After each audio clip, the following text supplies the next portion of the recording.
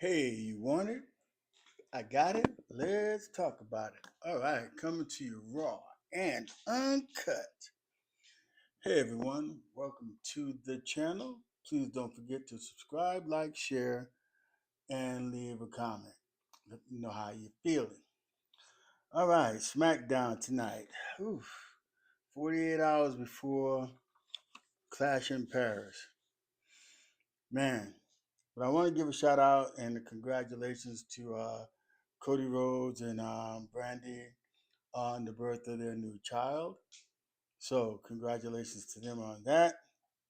Now, tonight's SmackDown. Wasn't nothing really great, nothing really bad. It just, if you go back a few years and you notice when they had PLEs at the time, they were pay-per-views, and they had these big build-ups to all that. We don't get that no more. We don't get that no more.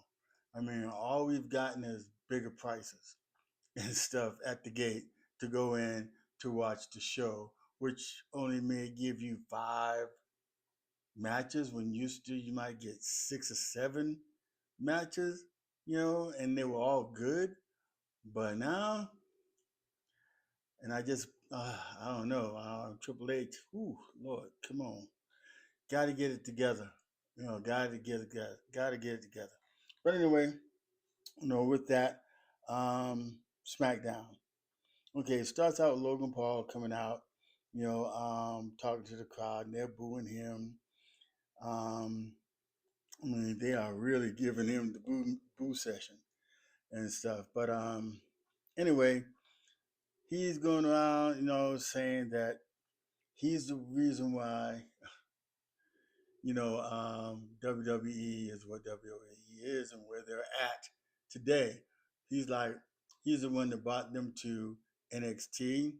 I'm sorry, not NXT, but Netflix and to ESPN. And that he put up $6 billion. Really? How is it that if TKO is in debt and WWE is in debt, or TKO, however, is in debt $3.7 billion. How is it that he said he gave them $6 billion, and but yet they're still in debt? So go make that make sense and stuff, you know. And he's saying that his drink and all this other stuff, the Prime, energy drink, which I think is, and I'm not gonna say that it's bad, but to me, I don't like it at all. It's too sweet. I don't like it and stuff. And then he's saying that John Cena is like an imposter. I love the fact that he tried to get the French going on.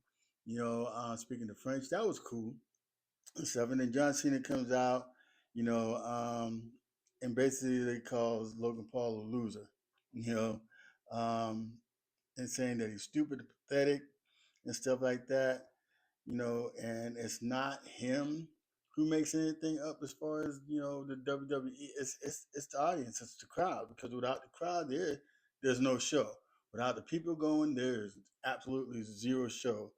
And saying that, you know, if they don't start having better shows, people are gonna start walking away and start watching. I mean, the programming for WWE on Netflix USA, you know, the CW. I mean, it's it's going down. You start out great. Things will kind of might have started looking good. Especially at WrestleMania 41. Not WrestleMania 41. I'm saying WrestleMania 40. That was, oh man, if they can never get another show like that, we'd be cooking. But anyway, but basically, John Cena, just taking Logan Paul to school. I mean, it was good. Logan Paul was good on the mic, you know, and John Cena, saying that he can correct his, you know, um, things that he did bad. So he went out and apologized to one of the kids that he kind of hurt his feelings and stuff like that. So, I give John Cena that. He went out there, gave that and stuff. And then, he was telling Logan Paul that he's an influencer, and he's not even in the top 20 of influencers. I mean, he was dropping some dimes on him and stuff, and John Cena called him, he called him a gimmick. You know, he was saying that he wanted to be so much like John Cena and everything, but people looking at Logan Paul as a gimmick and stuff. Um,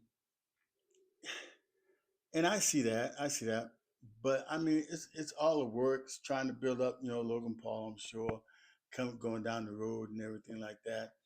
But we'll see, we'll see. Um, but in this segment, it was a good one.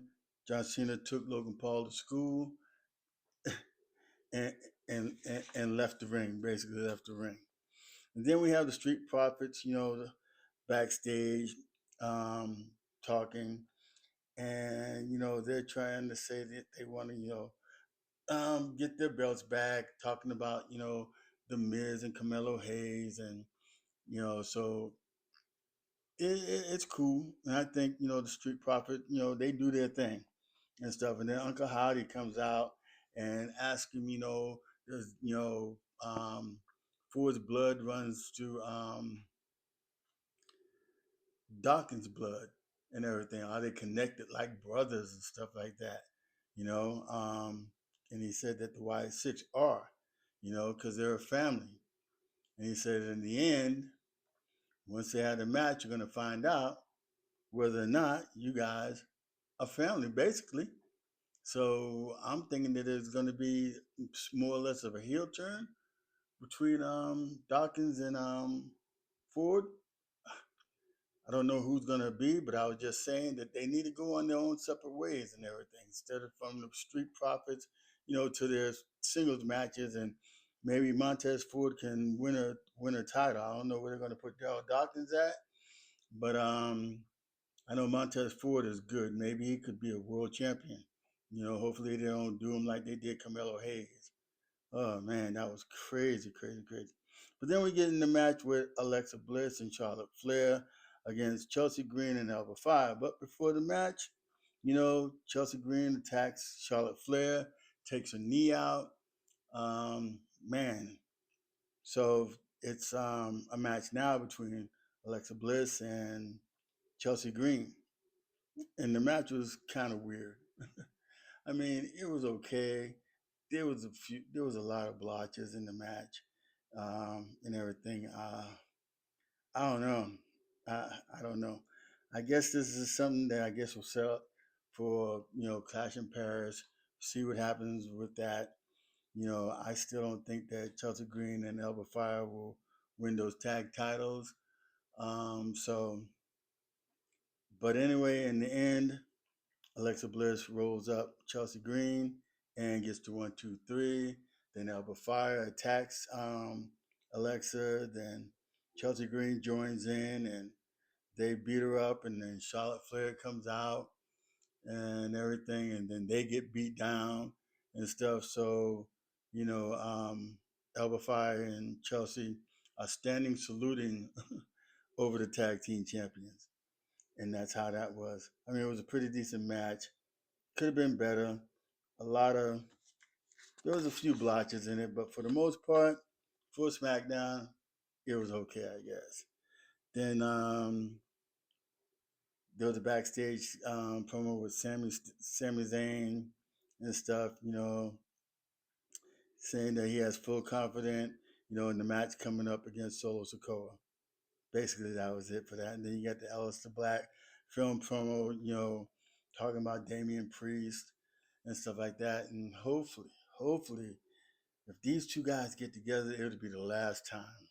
I mean, it's crazy because when Damian Priest start talking about the match, talking about Aleister Black, he's talking about he's going to take him to the streets, going to show Aleister Black, what he's all about and, everything. But we all know what Aleister Black is all about too. So when that match comes up, hopefully it'll be something good. I mean, they went at it a few weeks ago, and Aleister Black left Damian Priest down.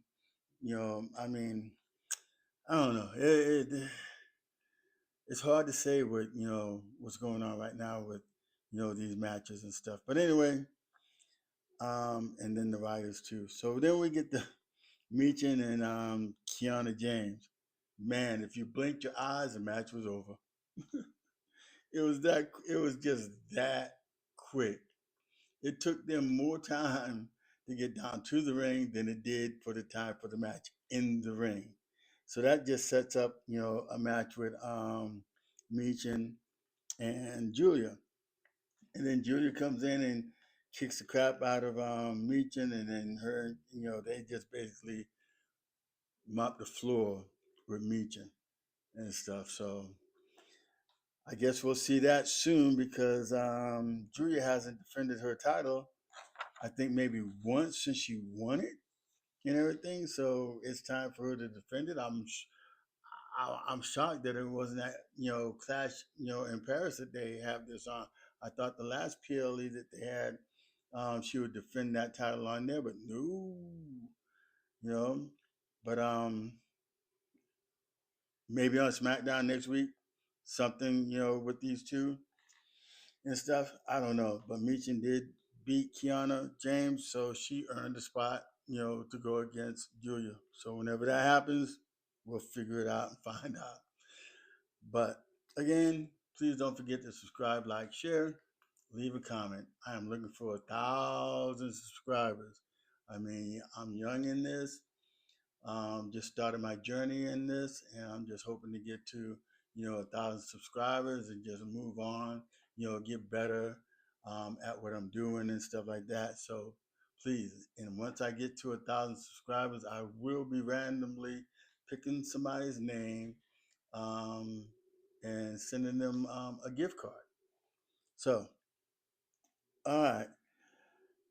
Then we get to the Drew McIntyre um, segment with Randy Orton, and it's basically about the same thing. Drew calling out Randy, Randy coming out, and stuff like that, and they're just bigger than the same thing. And it ultimately ends up, Drew and Randy fighting each other all over the place.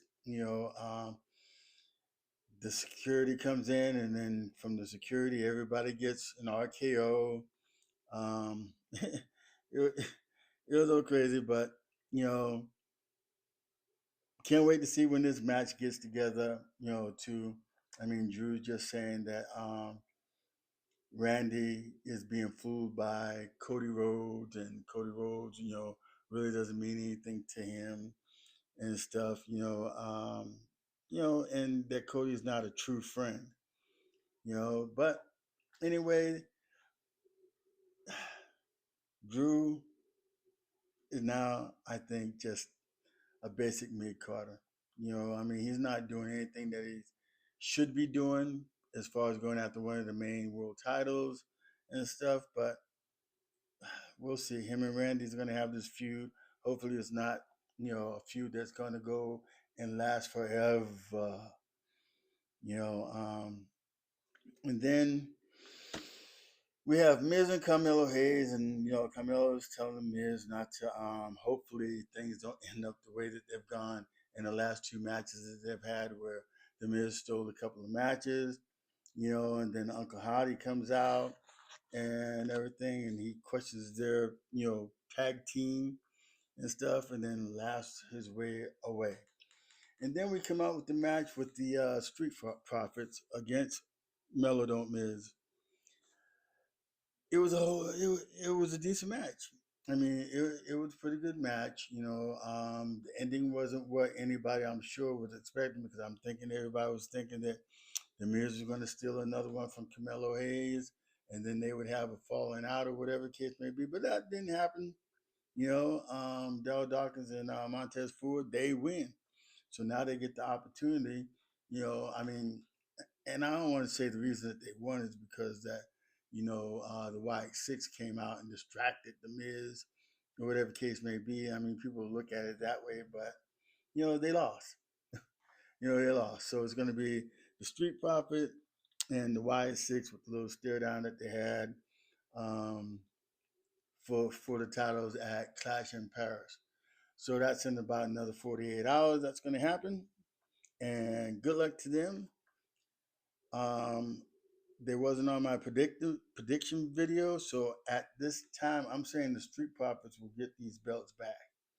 And then as that tag team keeps going down the range, you know, we'll see. But if they lose the match, then there's going to be something going on between Dow Dawkins and Montez Ford. They're going to blame each other because they didn't get the job done.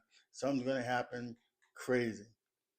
So in this prediction, I'm hoping that the Street Profits win, but I'm not going to be surprised if, the Y6 retain. Then we got Sami Zayn versus Solo Sikoa for the U.S. title.